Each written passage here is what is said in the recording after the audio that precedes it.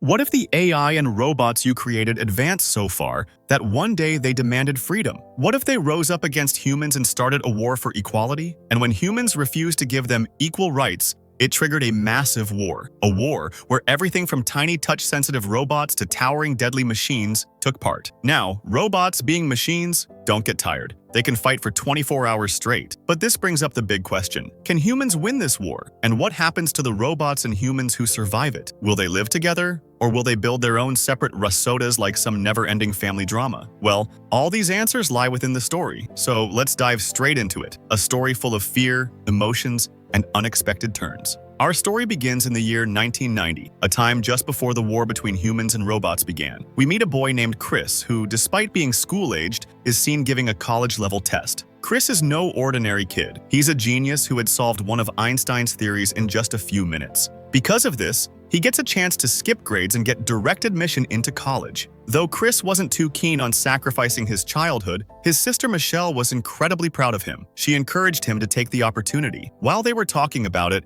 an unexpected incident took place. A soldier nearby overheard them and began yelling at Chris, all because of the t-shirt he was wearing. It had an image of Cosmo, a well-known robot. The soldier was furious, as tensions were already rising between humans and robots. A war was brewing. We then cut to an interview with a man named Than, a scientist. Through him, we learn how drastically the world has changed. People had grown to hate robots. Why? Because robots had developed human-like emotions and started demanding equal rights. When robots were first introduced to the public, people welcomed them with open arms. They became heavily dependent on them for everyday work. But the moment a robot malfunctioned, they were thrown into junkyards like trash. With time, robots started to understand this injustice. They made a decision to demand their rights from the government, but the government rejected their appeal. This led to a terrifying war between humans and machines. Thousands of robots and humans died. Robots had the upper hand. They didn't need rest or food. We then hear from a soldier named Evans in an interview. He had killed many robots during the war, but even he believed that robots might win, simply because they never got tired. Then there was Mark, a ruthless army general. He became a legend among humans for slicing robots apart. Robots feared him and gave him the nickname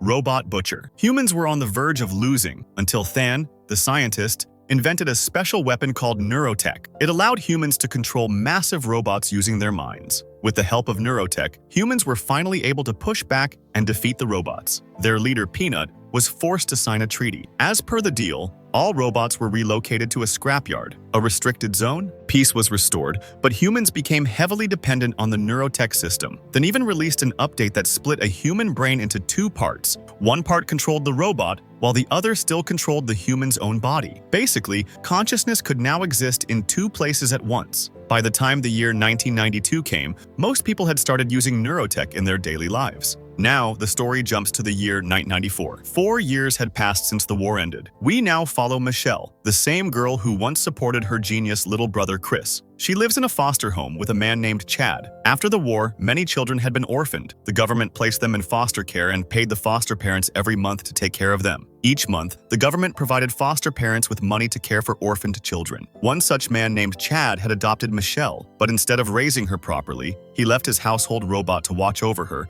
and use the government money to travel the world. Back when the war between humans and robots had just started, Michelle was in a car with her brother Chris and their parents. They were traveling to another town when suddenly, a deer jumped in front of their vehicle. The car crashed into it and spiraled out of control. The next time Michelle opened her eyes, she was in a hospital bed, and her entire family was gone. All 3 of them had died in the crash. Years later, she still wakes up in a cold sweat from the memory. One night, startled by another nightmare, Michelle opens her eyes and sees a strange robot standing silently in her room. It looked exactly like Cosmo. Terrified, she almost attacks it. But before she could do anything, the robot gently calms her down and reveals the unthinkable truth. "I'm Chris, your brother." Michelle is stunned, her mind racing. But as she stares at the robot, its voice, its emotions, she begins to realize something of her brother still lives inside. The robot explains. It's his consciousness, still alive, stored inside this Cosmo unit. Before they can process what's happening, Chad walks in. Seeing a robot inside his house, he panics and tries to call the police.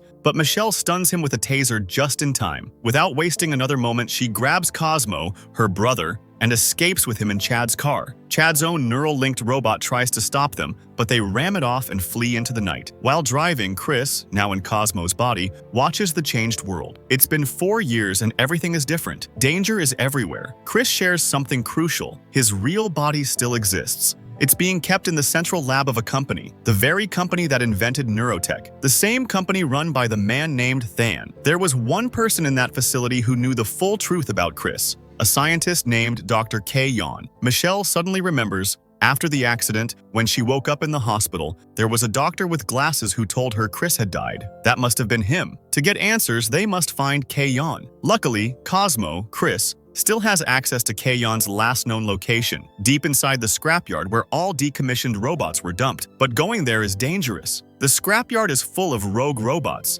many of whom despise humans. If Michelle walks in, there's a real chance she won't make it out alive. Still, determined to uncover the truth about her brother, she agrees to go. Their journey takes days. At last, they reach a small town near the scrapyard. As they wonder how to sneak in, a familiar face appears. Evans, the ex-soldier we'd seen earlier. He had left the army and now dealt in old weapons. That day, Evans was meeting a client to sell a powerful gun. But instead of coming himself, the client sent his robot, who tried to intimidate Evans and steal the weapon without paying. Evans didn't flinch. With a single signal, his personal robot Tim stepped out from his truck and in one swift move destroyed the thief robot. Evans had kept Tim a secret, knowing that owning a sentient robot was now illegal. If the government found out, Tim would be destroyed and Evans would be imprisoned. Now that they had a dead robot body to dispose of, Evans and Tim decided to dump it in the scrapyard. Michelle and Chris overheard them and quietly sneaked into the back of the truck. Soon, all 4 of them were inside the scrapyard. There, we learned something surprising. Tim had built himself a hidden home inside the junk piles. He and Evans had been living there in secret, collecting old tech and selling it outside. But they weren't alone. Somewhere else in the scrapyard, Mark, the robot butcher, had deployed one of his hunter drones. His mission, to find and capture Cosmo. That drone had followed Cosmo and Michelle all the way here, and now it was about to attack. Inside the house, Michelle and Chris finally reveal themselves to Evans and Tim. They barely get a moment to talk before the hunter drone launches its assault. Everyone scrambles to escape. Michelle, thinking fast, shuts off the power, plunging the area into darkness. Using the shadows, Tim and Cosmo ambush the drone. In the final moment, Michelle traps it inside a collapsing wall. The bot is damaged beyond repair, retreating to relay the information back to Mark. Outside, things aren't much better. The truck is crushed, their escape route is blocked, and now, even worse, they hear the low growling hum of something worse. Scavenger bots? These are violent, self-upgrading robots who kill other bots and steal their parts to enhance themselves. Panicking, the group hides inside another truck. There, Tim spots something extraordinary, a massive robot body perfectly intact. If he could connect to it, he might control it. But the problem remains, how will they get out of here? That's when Michelle tells them about Dr. Kayon. He must know a way out. He must also know what really happened to Chris. Evans and Tim agree to help. Using his upgraded robotic body, Tim lifts a broken-down car and places Michelle, Chris, and Evans inside. Then hoisting the entire vehicle onto his shoulder, he begins marching toward the safe house. During the journey, Evans opens up about his past. During the war, a group of rogue robots had surrounded him, shattering his legs and leaving him for dead. Just as they were about to finish him off, Tim arrived and saved his life. Since that day, Evans and Tim had been hiding from the world, surviving in secret. Meanwhile, at the headquarters of the Neurotech Corporation, Than was inside a high-tech chamber, using his nanotech interface to relive memories of his mother. But suddenly, the simulation begins to glitch. A scientist rushes in and reports shocking news. Chris has escaped. Somehow, Chris managed to transfer a portion of his consciousness into a Cosmo-looking robot and used it to flee the facility. What Than feared the most had come true. You see, the entire nanotech technology that powers Than's empire, every neural device, every biointerface,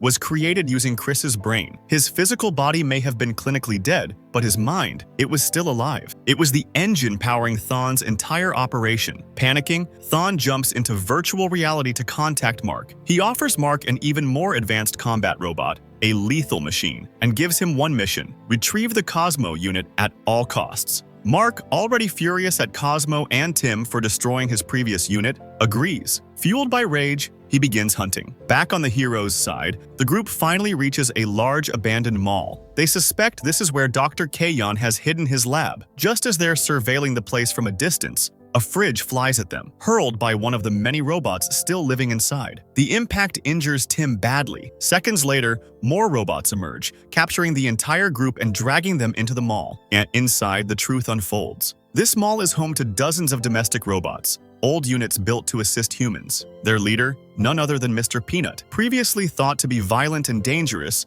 we now see a different side of him. He had declared war not because he wanted destruction, but because he was tired of robots being treated like trash. Humans used them, discarded them, and never looked back. Michelle steps forward and pleads with Peanut, asking for information about Dr. Kayon. Peanut tells her about a hidden safe house nearby within the scrapyard, a place where Kayon might be hiding. When he learns that Chris's body is still being used at the neurotech headquarters, Peanut grows visibly distressed. He can only imagine the suffering Chris must be going through. Though he prays for Michelle's mission to succeed, he refuses to join them. Years ago, he had signed a treaty never to harm humans again, and he's unwilling to break it. Later that night, Michelle and Evans rest in Peanut's home. As Michelle stares into the firelight, memories of her family begin flooding back. The constant fights between her parents, the tension at home. That's why she was so happy when Chris got into college. With the scholarship came a hostel, and a chance for Chris to escape the chaos and build a better life. As she sits in silence, Cosmo walks up and projects an old Cosmo cartoon from its memory core. Nearby, robots gather to watch, laughing softly. The moment lightens the mood. For the first time in a long time,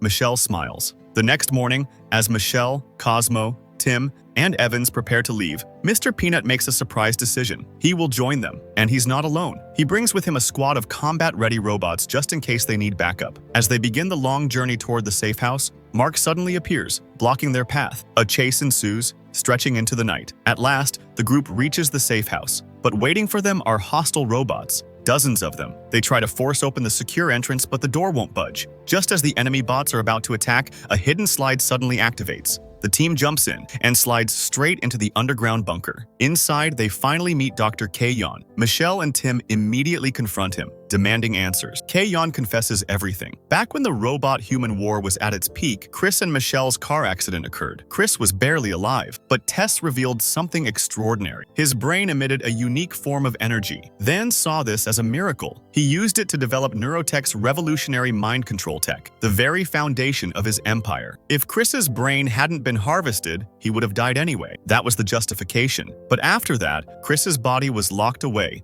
and his mind used like a battery. Kayon had tried to free Chris but was caught and exiled from the company. Before he left, however, he corrupted the lab systems, giving Chris a chance to upload part of his consciousness into the Cosmo unit and escape. Hearing this, Evans furiously punches Kayon. Michelle steps in and demands he now take them to Chris's body. Kayon nods, and just as they prepare to move, a loud explosion shakes the bunker. Mark has arrived, and this time he's brought his full army. Many of Mr. Peanut's fellow robots had also been seriously injured. The team retreated to his home, only to be devastated upon arrival. Mark had already attacked the place. The domestic robots who once filled the house with warmth had either been destroyed or left barely functional. Seeing the destruction left Michelle, Tim, Evans, and Mr. Peanut deeply shaken. They knew now they had no time left. They had to reach the central company's lab to rescue Chris, no matter the cost. Evans, now determined more than ever, even lets the old haircutting robot trim his hair, a symbolic gesture. It marked his full commitment to exposing the truth, then had tortured an innocent child, and the world needed to know. Even more pressing, if they could somehow shut down Chris's original body,